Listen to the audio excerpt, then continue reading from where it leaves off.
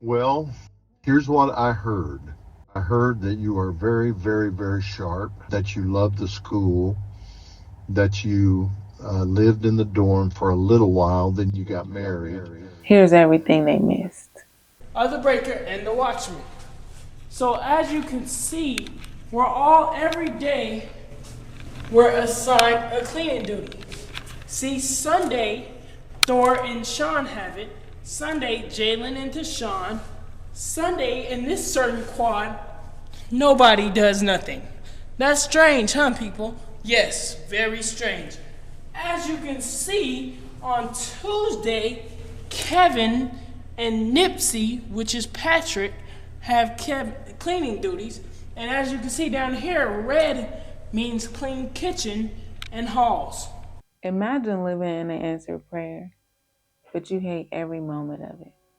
That was me my first year of Bible college. I was in a place that I dreamed of being in for several years at that point. I was around a bunch of young people, a bunch of people who were on fire for God. I was at this Christian school. I was going to be able to study the Word of God on a deeper level. I was in a dream, but I hated every moment of it. Living on campus was different. We had to abide by a lot of rules that you don't see at many secular colleges or many other Christian colleges. So first and foremost, we had cleaning duties. I put that in the air fryer, so now I have to go do my cleaning duty. That goes to my school as a cleaning duty if you live on campus, and mine is the bathroom. Ooh, snap. Alright, so now I'm in the bathroom. I got all the toilet rolls I need to put into all the stalls. There's 3 stalls, 1, 2, 3. And then I got the broom and everything. Got all the clearance in here on the floor. And we gonna get started. Every girl was assigned a cleaning duty for the semester. So you had to clean whatever it was at least 2 to 3 times a week. There was literally a board out in the front of the common area where the kitchen was, and it would have your name and it would have your chore and the days of the week that you had to do it. You had to sign off on it. You had to take a picture of your chore that you did it, and you had to send it to your RA. And if you didn't do your chore, they would track you down. They would come to your room. They would call you and be like, hey, don't forget to mop the hallway, or don't forget to take out the trash. You had to do your cleaning duty because you were the janitor, or one of the many janitors. We also had room checks. Room checks happened every single night at midnight. Every week, Monday through Thursday, our curfew was 12 a.m. And then Friday and Saturday, it was 1 a.m. And then Sunday, it will be 12 a.m. So every night at curfew, your RA would come to your room and they would make sure that you were in your room. They had to see your face. You couldn't just have the door locked and just say like, hey, I'm in here. No, they had to come in and see you. So if you was getting dressed, they was going to wait until you got dressed. If you were asleep, they were still going to come in. If you had the cover over your head, they're going to figure out and make sure that you are really in that bed. Because if you weren't, then they would call looking for you. If you wanted to leave over the weekend, you had to fill out a pass. Everybody had to fill out a pass at least 48 hours in advance so that it could be turned into your RA. And then your RA would give it to the director of student life. And then I believe it would hit the dean of students as well. And everybody had to sign off on it. But if the director of student life got it or the dean got it and they didn't want to approve it, they could disapprove. They could be like, no, denied. And it would get sent back to you to tell you that you couldn't leave. They could deny passes for a plethora of reasons. It could be that you were too vague on your pass. I had that happen to me before. Typically for the reason why I was leaving, I always just put family time. I had my pass sent back to me one time and they said, yeah, so family time is too vague. You need to put what you're doing. It could get denied if you were going to miss class. And if you intended on missing class, your pass had to be given to your professors of the classes that you were going to miss. They also had to sign off on the pass. Four quads. That's where every quad has a leader who makes sure they're there by the room by a certain time, and I make sure they do their cleaning duties and just gets on top of them every once in a while. Like any college, we had RAs, but the way that our RA system was set up, it was a little bit different. So the RAs, they weren't just, to keep up with the dorms and, just be like rule enforcers or whatever. Because typically in most colleges, RAs are very relaxed. Like they just there so they can get their free room and board. Amen. They just, they make the cute little boards and they walk around and maybe they pass out candy or something. I don't know. But our RAs, that was a whole different ball game. So the RAs at our school, they were basically like your spiritual counsel or like spiritual guides in a sense. These were the women that you could look to intercede on your behalf. You could look to them for advice. You could look to them to, just hang out, confide in, all of those things, right? It wasn't just that, oh, I'm here to get free room and board. No.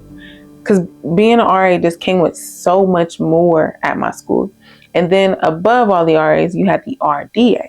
So the RDA was over the entire dorm, whereas the RAs were over their allotted like hallway, and we called them quads. So we had 4 quads because we had, 4 hallways. And unfortunately, because being an RA at my school was different than being an RA at another school, a lot of the girls that got put in those positions, they were ill prepared and they were not equipped. You had to fill out some paperwork. They give you the paperwork in the middle of Moving Madness. Remember Moving Madness? So it's just a, hustle and bustle, so much going on around you. You're like, oh man, I don't want to miss out on the food. I don't want to miss out on the games, but I also want to get my stuff put up in my room. So let me just hurry up and sign it. Reporting live from my car. No, I'm joking. But 2 days ago, I sent an email to my school requesting all of the documents that I signed. Am I going to get it? I don't know. It's been 2 days thus far. Basically, when I was a student, there was a bunch of documentation that they gave us, every so often to sign. And I never read any of it. I just signed it because I knew that there wasn't anything I could do. And if I didn't sign it, that meant I couldn't be a student. I didn't have time for that, so I just signed the stuff. But now I'm very curious as to what I agreed to because I've been reading the handbooks and stuff like that. And I'm like, wow, I signed up on this. What else did I sign up for? My favorite part about college was class. I was not there to kiki and giggle and no. I was there for school. And that is one thing that I will never, ever regret is going to the school that I went to, because the knowledge, the wisdom that was given over those 4 years is stuff that would have taken me several years to, get to those revelations that I was getting from my professors. Like, to know that what took them, several degrees and several years of schooling to get, I was able to get that in a 2-hour class, in a 16-week course, in an 8-week online course. That's pretty crazy. That is insane. So I love my classes. I loved them so much. I loved my professors. They were great. They were just so insightful. Wow. I don't even have any words for them. And I have one in particular in my mind that I just love, because he completely shifted my theology, completely shifted my perspective on God and on my relationship with God and how I approach the Word of God, and now how I, help correct people's wrong theology, or maybe not all the way correct theology. It has been a blessing to be under those professors, because, man, when I tell you some stuff that you just will never learn in church, or some things that you were taught wrong, or maybe just not all the way right your whole life, you sit in these classes and you're like, man, I've been learning this wrong my whole life. Like, wow, And it's an unlearning to relearn the right way. But I wouldn't trade it for the world. Like, loved my classes, loved them. But one class in particular that I took my first year was spiritual formation. Spiritual formation was taught by one of the elders at the church. And he was an older man. The way that he would speak, it was very captivating to me. And, he would throw his little jokes in there sometimes. He was a great professor. And so spiritual formation was all about learning that everyone who was put in a position of authority was placed there by God. That was the overview of the class, right? And so you were to obey the powers that be, or the people who are in positions of authority. You were to obey them unless they were, telling you to do something that was immoral or unethical. Couple taking that class with life on campus. So I have to abide by all the rules of the dorm. I have to attend church service 3 times a week, Sunday, Wednesday, Thursday. I have to stand when the head pastor walks in the room and clap. I have to remember his quotes, and now I have to learn the legacy of the house, which is all the people that came before the head pastor. I have to refrain from having group prayer and group Bible study with my friends unless it's been approved by an RA or the RDA or some other leader. I have to do all these things or not do all these things so that I'm not being labeled as rebellious. Rebellious is their favorite word. It's their favorite term. They love to refer to the Jezebelic spirit of rebellion. They would often say that rebellion was equivalent to witchcraft. And they would use stories of past students who left half-baked, or in other words, they left early. They didn't finish to get their degree. And they would tell you, hey, don't leave here half-baked. Don't leave here from under the covering. So the covering refers to the fact that because you were at the school and at the church, you were under the covering because this is where God dwells, right? And if you choose to leave from where God dwells, now you are at risk of being attacked by the enemy and your life just going into shambles.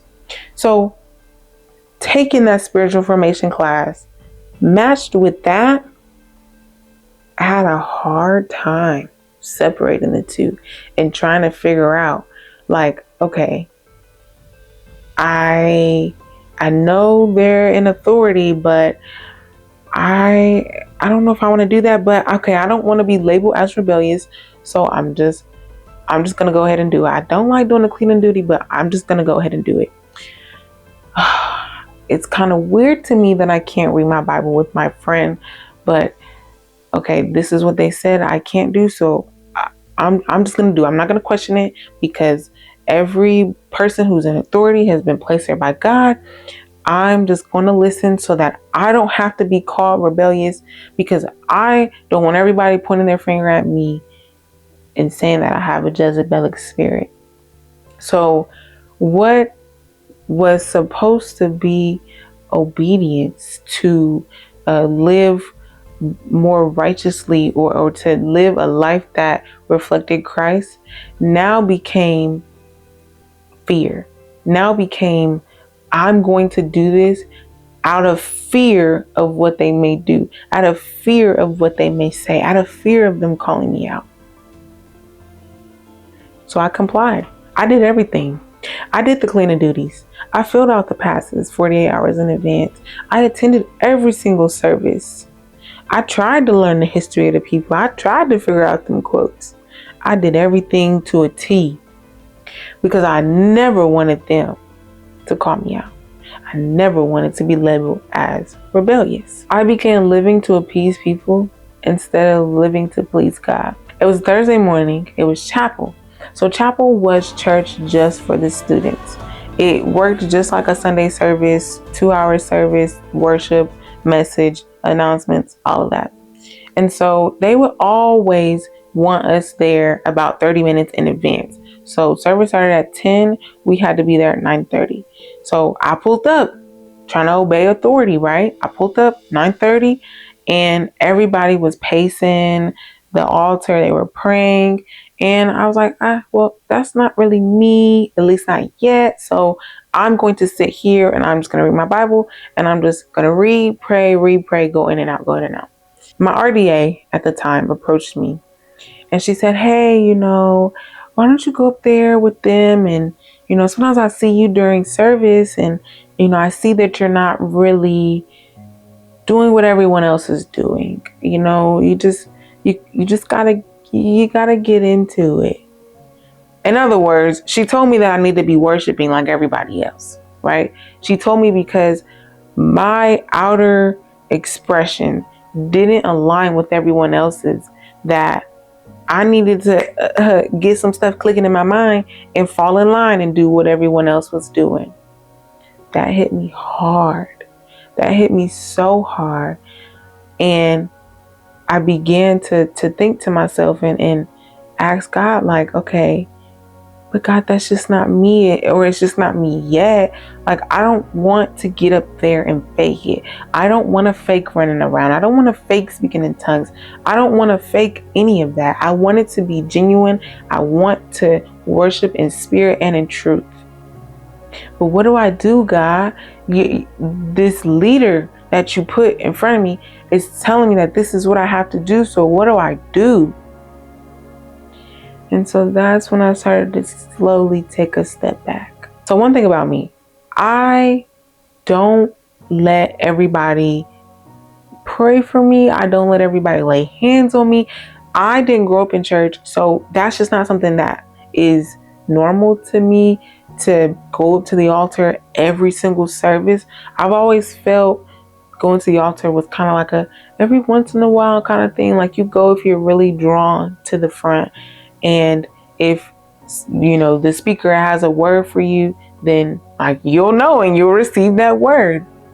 Well, for the very first time ever in my life, I had somebody lay hands on me. Sit in that pew and watch him preach.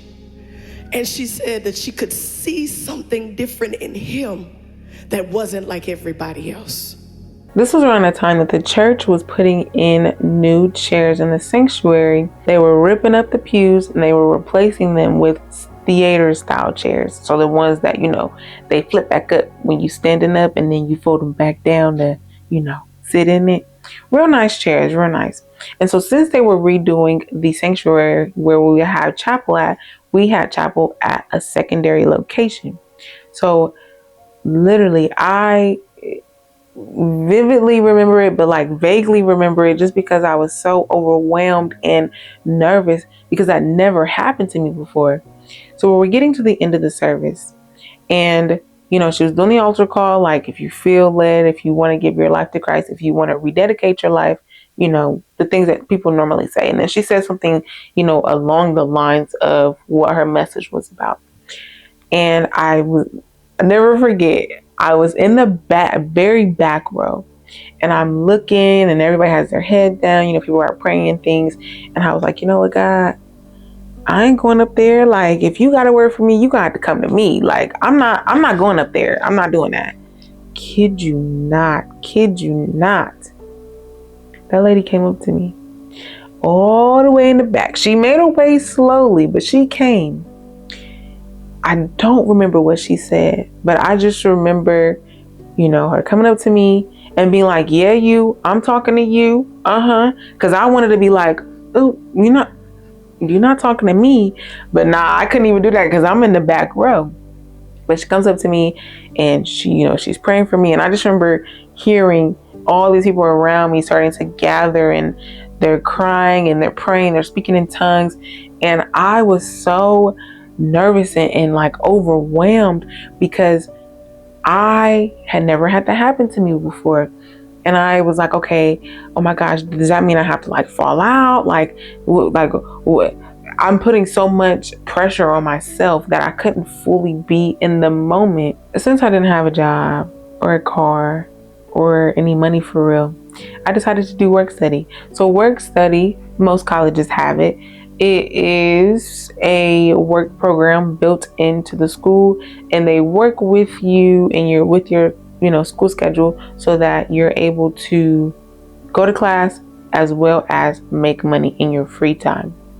And because it was a Christian college, all of the jobs were affiliated with the church. So if you wanted a work study job, it was going to be in some department at the church. I did media because I've always loved photography and things. So I said media seems like it will be an easy job because it's within my interest. And so literally my job was to be in the back in the media room. And there was this little screen and all this like equipment around it, and this little what do you call it, like this little handle, and you would just slightly tilt it up and slightly tilt it down to adjust the brightness of how it would appear online when you're watching the live stream. So if somebody had on an outfit but it clashed with like the way the lighting was, you would bring it down just a tad. And then if it was too dark, then you would bring it up just a tad. But you wouldn't do it, extremely, because you don't want it to look too drastic. You just want it to be subtle changes, right? Simple job. Well, for the first 30 days, I was in training. I literally didn't do anything. I sat there and I watched the guy who was training me on how to do this. That was it. And then next thing I know, my work study gets cut short. Right here on this pew is where my wife and I met 26 years ago. It was that moment that changed my life, changed our lives. Yes. Legacy was birthed and born and continues to be something in our life that is carried through. We actually purchased this exact pew to be a part of what's going on here. We wanted to have a piece of legacy. The church started to advertise for this Take a Seat campaign. So Take a Seat was for them to raise money to get the pews taken out and to get new chairs put in. They were theater style chairs. All of the things that have happened over several decades, all the people who have come in, and just all the glory and all the anointing that have seeped into the chairs. But then also because the pews have been there for so long, it was like we want to make God's house look nice. We want to keep up with it. So donate so that we can get new chairs. I actually went back and I found a lot of the promo that they were doing during that time. And the way that it was set up was very interesting because the numbers don't lie. If you sold $250, that was equivalent to buying one chair. If you sold $500, that's equivalent to getting two chairs. And then $1,000 was about 4 chairs. And then you also got a keepsake. The keepsake was the end of one of the pews, and it was going to have this plaque on it. Then if you gave $2,500, that was 10 seats. And you would have gotten the plaque from the end of the pew with the plaque. And then you would have also gotten your name put at the end of the new row with the chairs. I also found this post. In this post, they say that there's 5,200 seats for 5,200 souls. Now, I ain't no math whiz or nothing, but calculators do exist. So if we took 5,200 and we times it by 250, which was the base amount for one seat, that would equal $1.3 million. But in the same picture, in the back, you can see that the chairs and the risers, or the pews and the risers, are still there. So technically, they didn't get 5,200 new seats put in because that 5,200 is calculating the entire sanctuary. So let's just divide it in half. So let's say 5,200 divided by 2, that's 2,600. And if we take 2,600 and we times it by the 250, now that's $650,000. That's still a lot of money. And when you look at it like that, and you see how they're willing to promote to reinvest in the church, it makes you really start to question, well, why don't they do something like that to reinvest into the college? Why is it that the dorms look like this and they look the same way as they have since they were built. But when you look at some of these old videos, they look the same. This is my establishment up here. I have the games, and us have the time and the opportunity to show you these wonderful dorms in our establishments. As you can see, we have 3 sinks right here. We have a fully accommodated.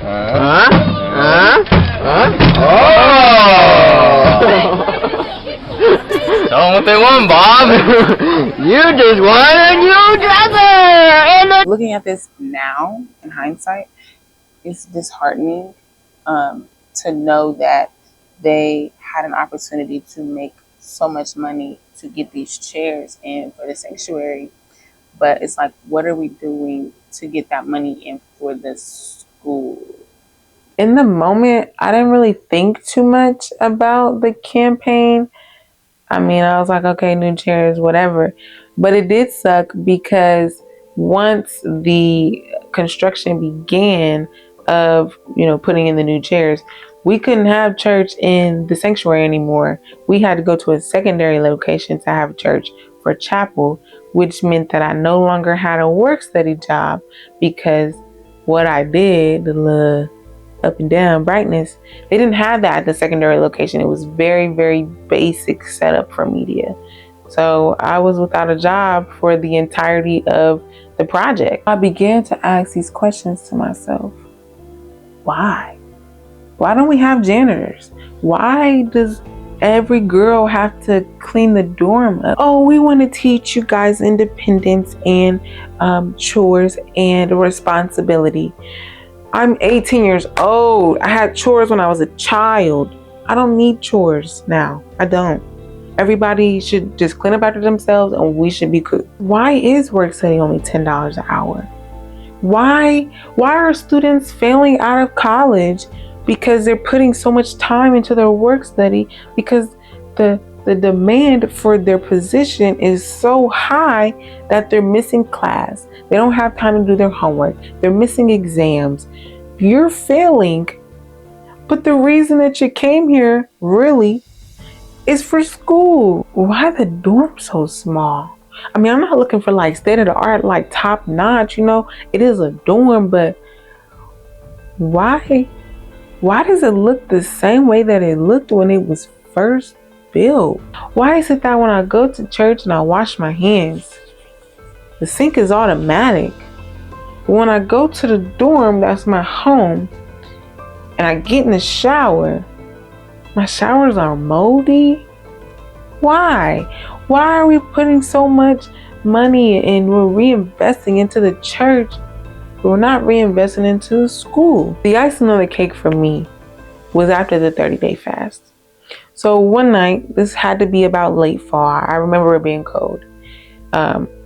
It was after a Bible study, and we received a text to our group chat saying that we had to have a meeting immediately after service. Service didn't end until about 8:30, 9 o'clock. So we go into this room for this meeting, and it was just so confusing. The meeting was confusing because I couldn't understand what prompted the meeting. They went on this whole tangent about disrespecting the anointing on where we lived and on the house being the church. What are y'all trying to get at? Like, I feel like there's some like low-key thing that everybody knows that I don't know. I'm so out of the loop. I don't know what's going on. I don't know what you guys are talking about. And it shifted from one of the associate pastors kind of getting on us to the director of student life. She was like, there's going to be a 30-day fast. Every couple needs to separate for 30 days. And if you can't separate for 30 days, then that's not the one for you. You don't need to be with them. And you're rebellious. You're out of line. Jezebelic spirit, what they would normally say. And I'm hearing this like, oh my gosh, 30-day fast? Like, oh, I don't think I can do that. And not because I idolize my boyfriend, but because I depended on him and his family a lot for a lot of things. I mean, just a lot of practical things, getting to the grocery store, just having a way around, having an escape from campus. So now I'm being told that for 30 days, I cannot be in contact with my boyfriend, or else he wasn't the one for me and I was rebellious.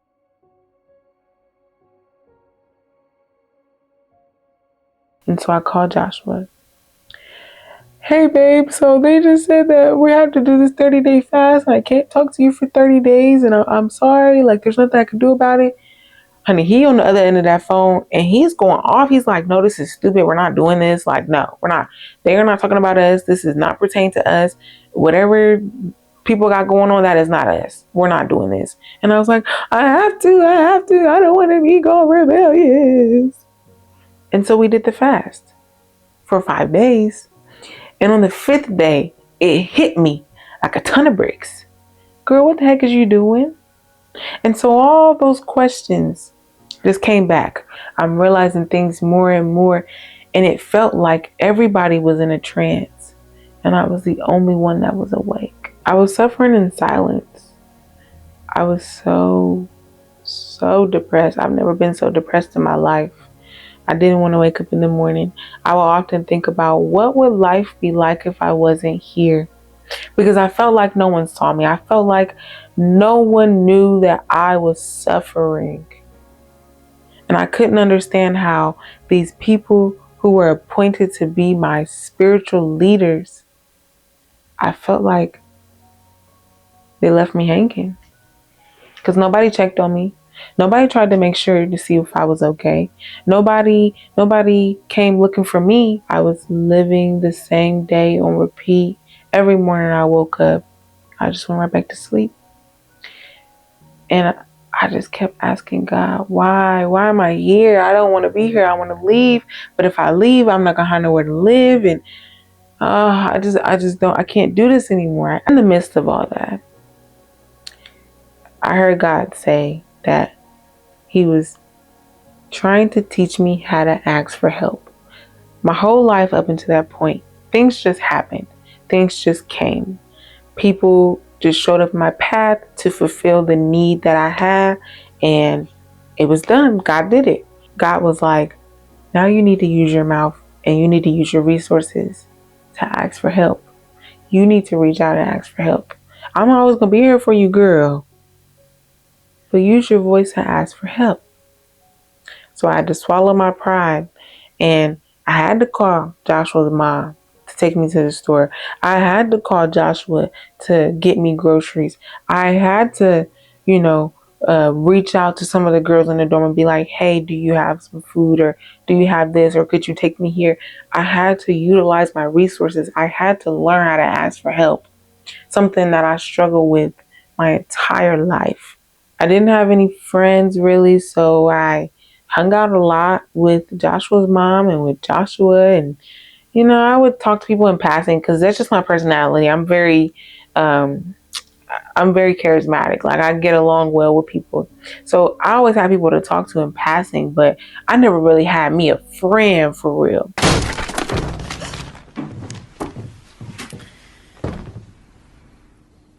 Ding dong. But it was this girl, and I just remember her always sporadically coming and checking up on me. Now I seen her in passing, but we was cool, hey girl, right?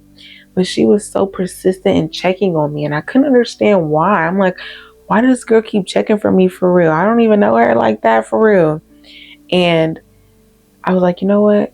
Let me just open up to her. Let me let her in if she wants to be let in. And so I started to hang out with her, and I started to confide in her and share my questions with her. And that's when she told me, like, you're not alone. There's so many people who think and feel the way that you feel. You're not alone, Rayja. You're awake. I'm not going to get involved in all this rah-rah y'all got going on. I'm here for school and school alone. And school became my priority. School became my, like, lock and key, baby. That was my thing. Me and school, we went together real bad. Like, yeah. Because of that, for the first time in my life, I was able to obtain and maintain a 4.0 GPA. So FERPA stands for Family Educational Rights and Privacy Act.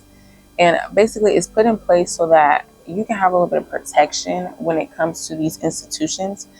So number one, they have to keep your documents private. They cannot be, showing it to other people, showing people what you signed or whatever. That is a huge part of it. But another part of it is that if you request documents that you signed, you have to be giving them within 45 calendar days, not 45 business days, calendar days.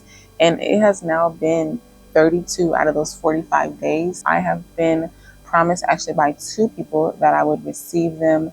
I've sent several emails. I want to say about 3 emails altogether with different people included in them, like the president of the school, the director of student life, the registrar, a couple other people, dean of students, and nothing. Last night at 6 p.m., I got a response to my emails. So I'm about to go there in a little bit and I'll let you guys know how it goes. Records available for you here, and review inspection is appropriate, and no pictures, no videos or anything of that nature, just review, and then we have a notepad available for any kind of notes that you might want to take. So I can get no copies of nothing? Like physical or digital? Is it something in particular that you need we can send to you? I already know. Now this is more work you're giving me to do. I mean, it's just a quick little one too. I'm back.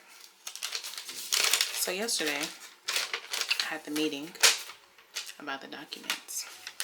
And let me set the scene for you. So we get in there. The appointment was set for 4:15.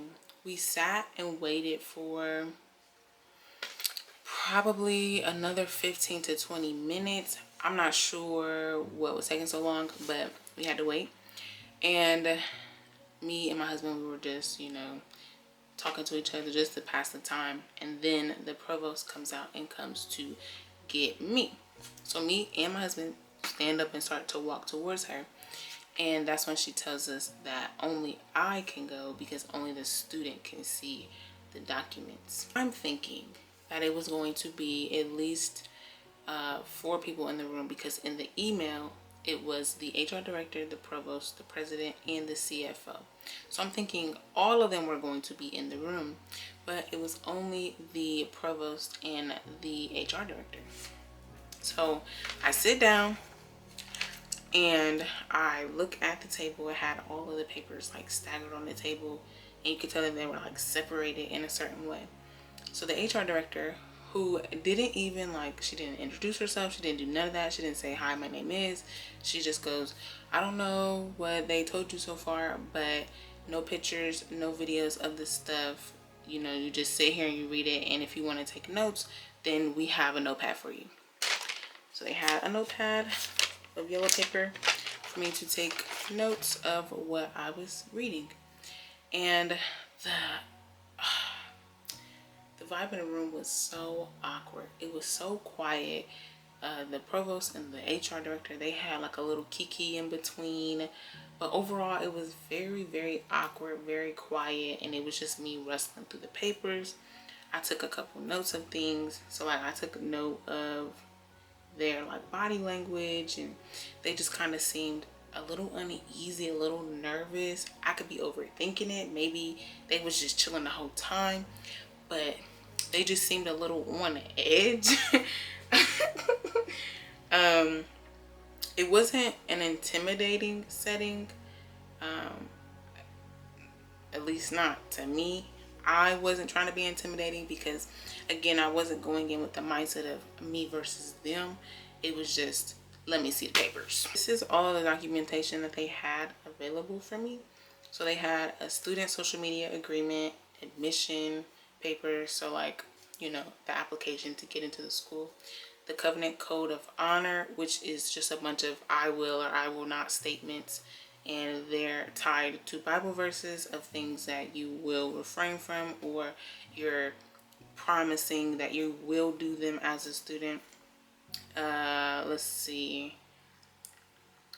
the lease agreement to stay on campus, the academic enrollment agreement, authorized grants to rights, and enrollment agreement, and anything that had to do with FAFSA. My question to them was, where are the work study applications, because I did work study my first year, but they didn't have any of that available for me. And I actually filled out 2 work study packets. And so work study packets, they were like, kid you not, about this thick. So the provost let me know that that was potentially an oversight. That was something that she would work on getting it to me. It had a header that said right to inspect, residence hall lease agreement and understanding. You should read and understand this lease. It is a legal and binding contract.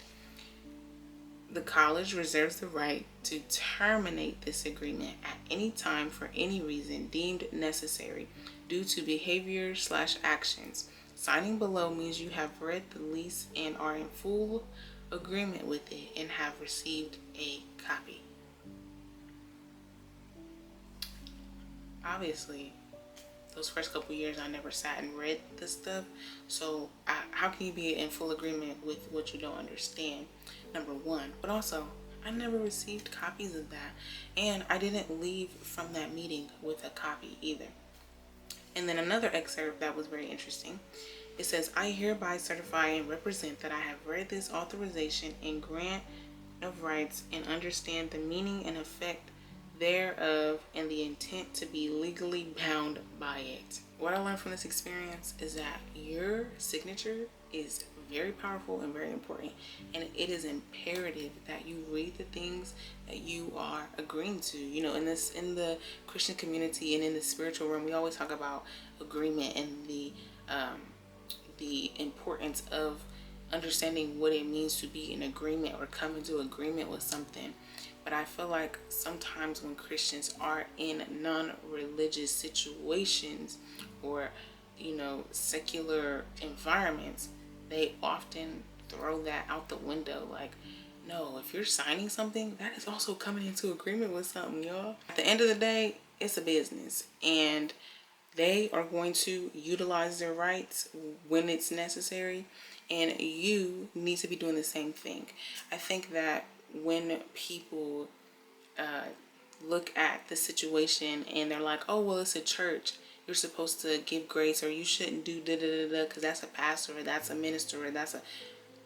But if we take those same situations and put them in the context of your secular job, or we put it in the context of a relationship in your family or a romantic relationship, then it's, oh, that's wrong, and oh, how could they do that and did it. But when I told you the story and I told you that it was between a church or members of a church or a pastor or ministers, it was supposed to be okay and I was supposed to brush it off. But now that we're looking at it through a secular lens, now it hits a little bit harder. Oh, now you want to talk about suing. Now you want to talk about, you know, taking some legal action. Now you want to talk about rights and laws. But when it was the church, that didn't matter. Yeah, because I'm about to graduate.